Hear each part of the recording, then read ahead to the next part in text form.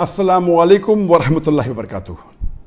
Muhammad Bilal from Saudi Arabia.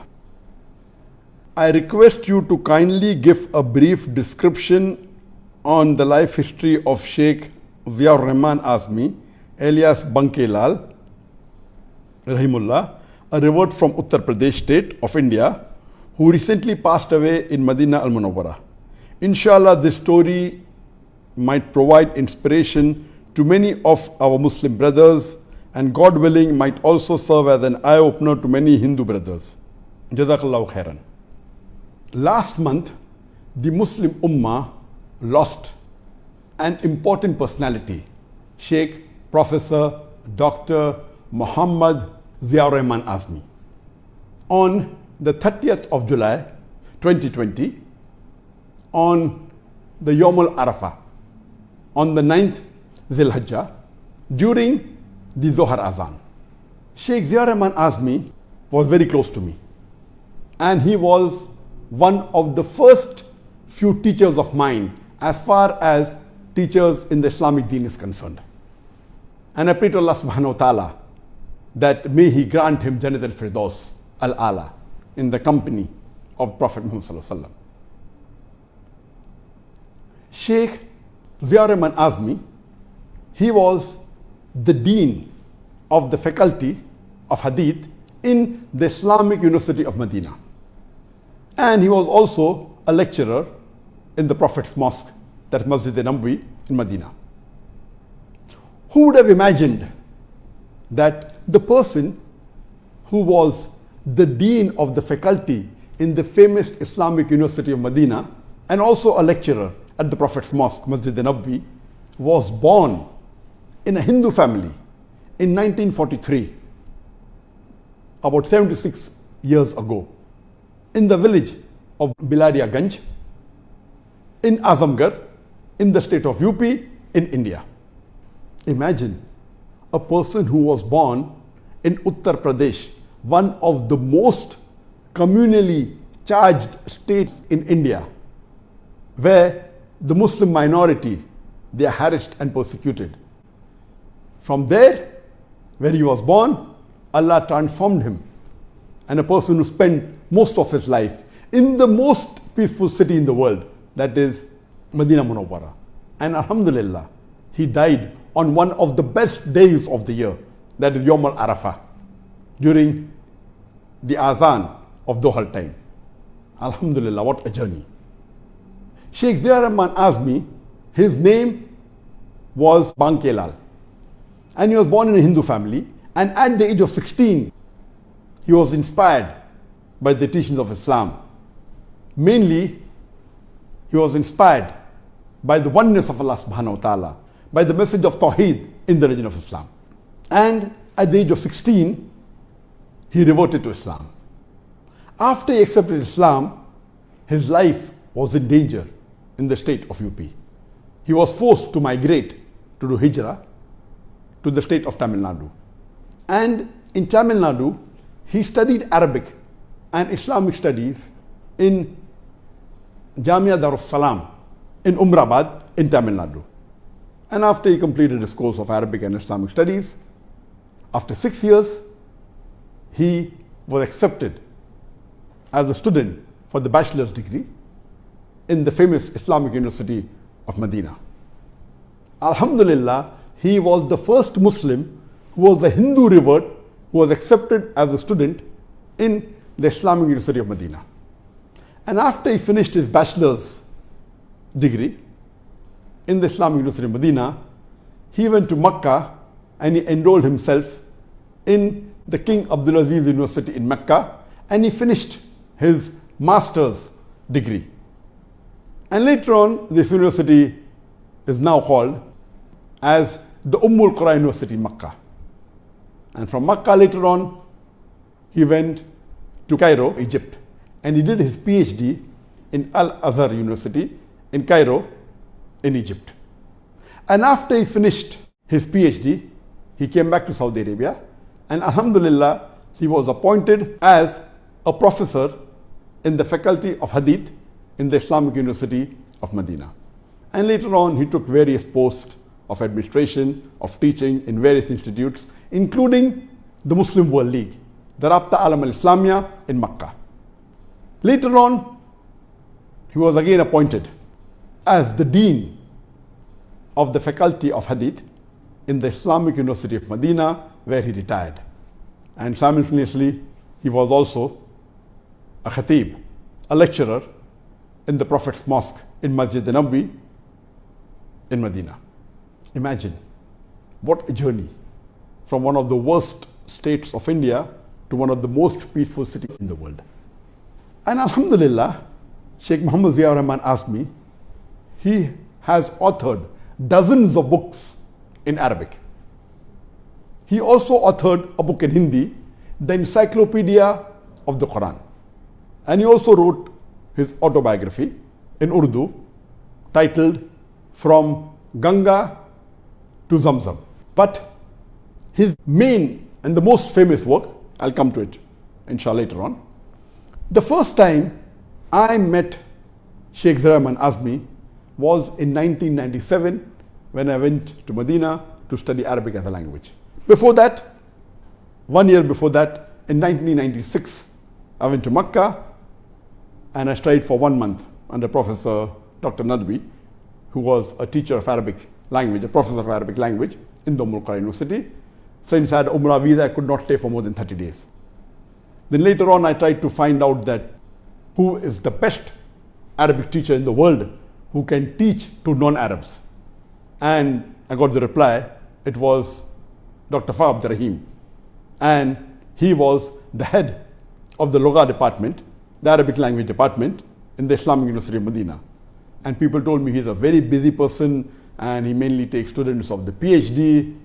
So I doubt whether you'll be able to meet him or whether he'll give you time. But I said, what's the harm in trying? So I went to Madeenah and I met Dr. Fa Abdurrahim and I told him that I'm a Dai in this field of Islam and I would like to learn Arabic. So he told me, do you know that you gave a talk a few weeks before in Madeenah? I said, yes. I was sitting on the first row for your talk.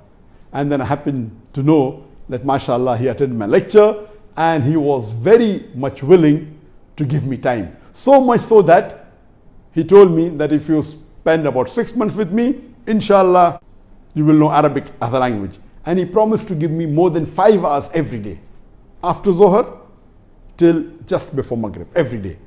Alhamdulillah. And that's the time I took out my Aqama, my resident permit of Saudi Arabia, so that I could spend 6 months in Madeenah. That's in the year 1997. But unfortunately, I hardly spent 1 month, maybe a few days less than a month, where I spent 5 hours every day with Dr. Fa Abdurrahim. And when I went to his house, I realized that he was the close friend of Professor Dr. Ziaur Rahmaan Azmi. And not only a close friend, he was also a tenant. In the villa that he lived on the ground floor, and on the first floor was the owner of the villa, that is Professor Dr. Ziaur Rahmaan Azmi. And that's the time I met him, and I also became very close to Professor Dr. Ziaur Rahmaan Azmi. And when I requested him that can he give me time, so he agreed to give me twice a week, few hours every session, twice a week. And with him also, mashallah, I studied for about a month. And my basics of my hadith, I acquired my knowledge from Dr. Professor Ziaur Rahmaan Azmi. And in the passage of time, I became very close to him. And when I was studying under him, I asked him the question that whenever I say in my lecture that Muslims should follow Quran and Sahih Hadith, Quran and Sahih Hadith, do we have all the Sahih Hadith compiled together? And the answer, but naturally, was no. Yes, there are many books of Sahih Hadith. We have Sahih Bukhari, Sahih Muslim, then we have the Kutub al-Sitta, etc. But we don't have all the Sahih Hadith compiled together. The best work that was done at that time was by Shaykh Nasruddin al-Albani. Besides the two Sahihain, Bukhari and Muslim, the remaining 4 books of the Kutub al-Sitta, that is Sunan Abu Dawud, Sunan Nisai, Tirmidhi, and Ibn Majah, Shaykh Nasruddin al-Albani, he bifurcated into Sahih and Zaif. So you have the Silsila Sahih, which has compilation of all the Sahih Hadith in the balanced 4 books of the Kutub al-Sittah. But to say that all the Sahih Hadith were compiled, many of the people tried in the past, but no one completed the project. So while discussing with Sheikh Professor Ziaur Rahmaan Azmi, this was the time that maybe the seed was sown. And after he retired, alhamdulillah, he spent about 15 to 18 years in this project. And he compiled all the Sahih Hadith together. And according to Professor Ziaur Rahmaan Azmi, he told me that there are about more than 1 million hadith that is there. If you remove all the duplicates, many hadiths are duplicate, the matter is the same. The chain of narrators are different, or maybe the matan, the matter differs very slightly. So if you remove the duplicate hadith, different chains, but the matter being the same, he told me there are approximately 60,000 hadith.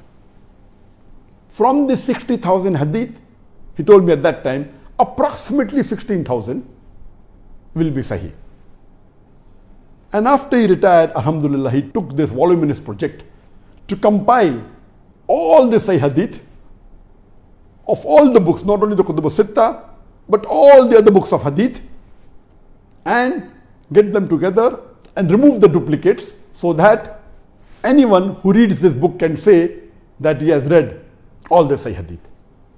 And he told me that to the best ability, he finished this project, maybe I think about 4 years back.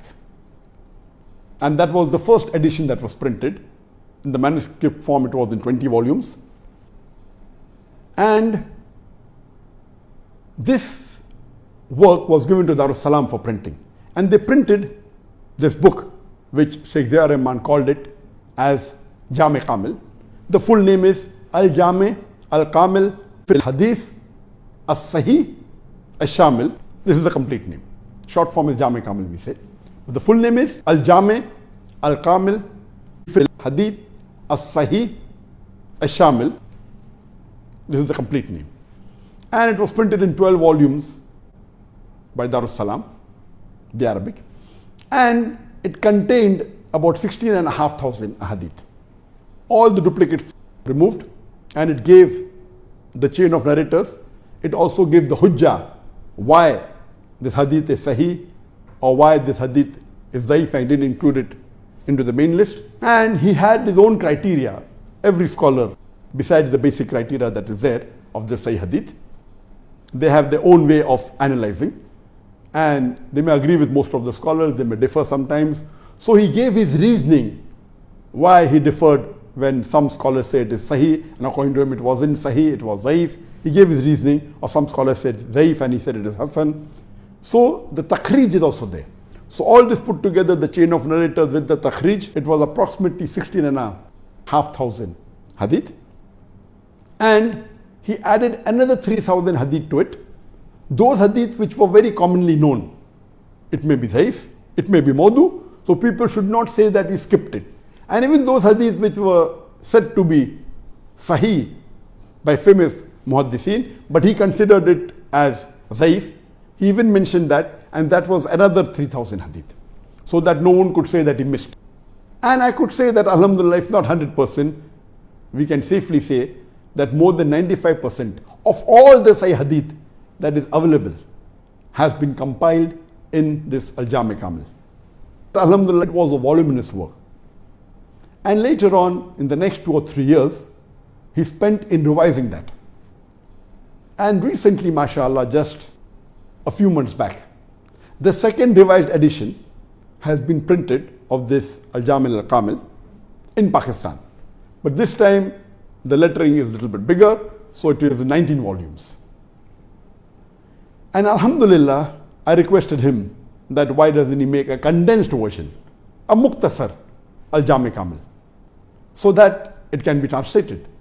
Because the main book is good for scholars and for researchers, but for normal layman, they are not so much bothered about the takhrij, they are more bothered about the hadith. So he agreed, and he also made a mukhtasar Jami Kamil in 5 volumes, which doesn't have the takhrij, which only has the sanad of the hadith and the hadith number. He may say this hadith is also there in Sahih Bukhari, hadith number so and so, also there in Sahih Muslim, hadith number so and so, also in Abu Dawud, hadith number so and so. So at the end of the hadith, he even gave the references where it's present. And the same hadith may be present in 3 books or in 4 books or in 5 books, many a times more than that, so that no one can say that these hadith have been missed. So in the Mukhtasar, the Takhrij is missing, but the complete sanad is there. And alhamdulillah, even this Mukhtasar is complete and it's under the process of translation. And I took the onus of having it translated into English. And this project we started about 4.5 years back after the first edition was completed along with the Mukhtasar. And we gave it to someone who was expert in Arabic and English. And the project was for 3 years. But unfortunately, when the translation was completed, I had it checked with some other expert and I wasn't happy with the English translation, so we are re-revising it. And so far we have completed the first volume and part of the second volume. I think it will take another 1 or 2 years because I believe that the translation should be good. Unfortunately, the English translation of most of the books of hadith is not up to the standard.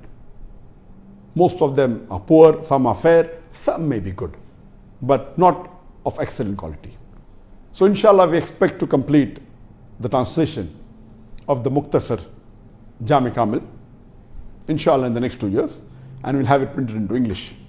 I also requested Prophet Ziaur Rahmaan Azmi to have the full Jami Kamil only in 1 volume without the sanad, which he disagreed. He said, we as muhaddithin, we don't believe a hadith can be without sanad.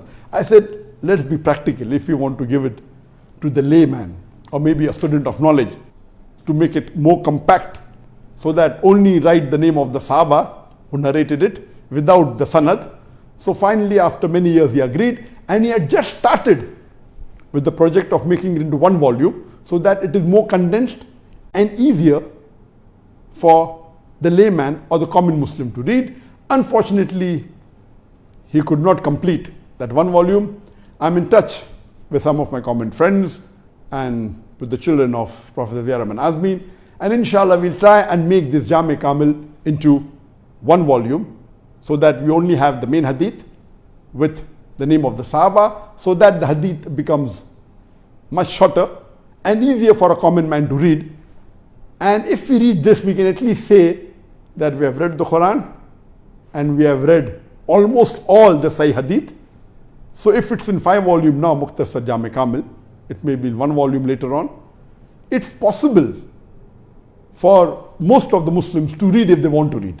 But reading all the books of Hadith is extremely difficult or next to impossible for a common man. Inshallah, we pray to Allah subhanahu wa ta'ala that may this 1 volume of Jami Kamil also come into existence very soon. But at present we have the Mukhtasar Jami Kamil, and alhamdulillah, by Allah's grace, Prophet Ziaur Rahmaan Azmi, he gave an authority to me. He gave a letter to me saying that I have the right to translate his complete Al-Jami, Al-Kamil, Fil Hadith, Al-Sahih, Al-Shamil into any language what I want. And he gave me permission even for the Mukhtasar Jami Kamil to be translated. And alhamdulillah, he gave me 20 blank letters that I can give permission to any publisher to publish his original Arabic version of the Jami al-Kamil. But natural, I don't intend selling this to anyone, but natural for the benefit of the Ummah to spread the message of the great work done by Dr. Ziaur Rahmaan Azmi. And I pray to Allah subhanahu wa ta'ala that this work that he did, it is really voluminous. Many people in the last 1400 years tried, but they could not complete it. Allah blessed him, alhamdulillah, that after he retired, he spent, along with the revision, spent approximately 20 years compiling the hadith, doing his takhrij. He had a couple of 2-3 of the PhDs who helped him in this project, but he did it single-handedly, alhamdulillah. He didn't want any other scholar or any other person to interfere. There were some students of PhD or some who passed PhD did help him in copying, that's it. But he himself wanted to do it individually. And alhamdulillah blessed him and he completed the project. Though this book is not that famous, I'm waiting for the English translation to be completed, and inshallah then we will market it better so that the whole Muslim Ummah can benefit from one of the greatest works done by late Sheikh Professor Dr. Muhammad Ziaur Rahmaan Azmi, Rahimullah. May Allah have mercy on him, and I pray to Allah subhanahu wa ta'ala that may he grant Jannat al-Firdaus al-Ala to Sheikh Muhammad Ziaur Rahmaan Azmi.